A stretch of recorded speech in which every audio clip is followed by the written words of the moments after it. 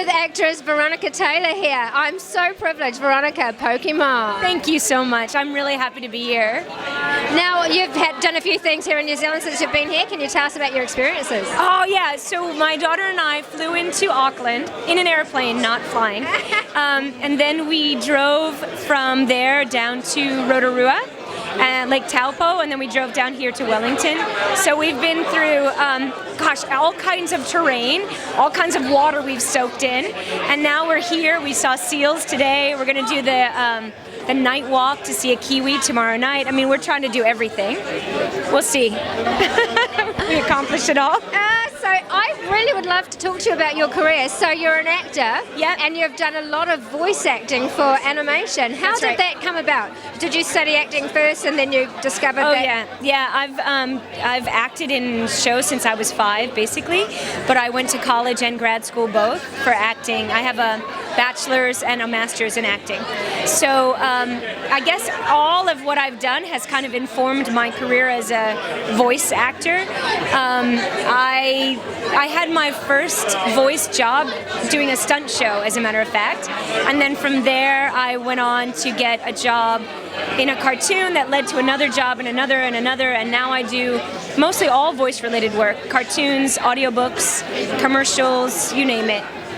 And so, hair and makeup prep, do you find that you miss that side of things when it comes to voice acting? Well, the thing is, when you're acting on stage, you get to physically transform yourself. I've played great roles where I had huge bodysuits, so I look like an old woman, makeup, hair, all that stuff. But when I go to work for a cartoon, I have to imagine all of that, but I only have my voice to bring it out.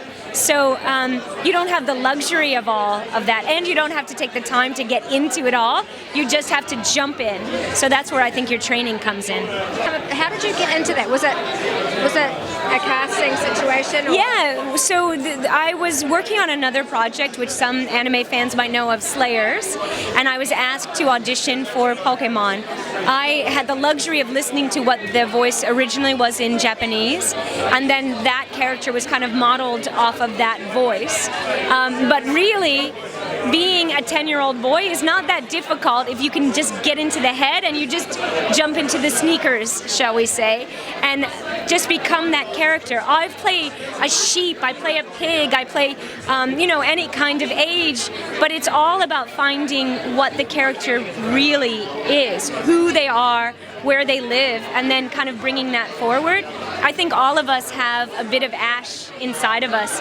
All of us have a 10-year-old that we remember being and still kind of harken back to all the time in our lives. That time when, there were no chores, you had no real responsibilities, everything was open to you, and it's not hard to get into your imagination and become that character.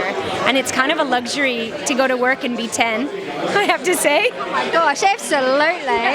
Well, thank you so much for speaking to us tonight, Veronica. It's been such a pleasure. It's been my pleasure too. And I look forward to seeing you over the weekend. Oh yeah, thanks. I'm there all Saturday and Sunday. So I hope to see all of you too.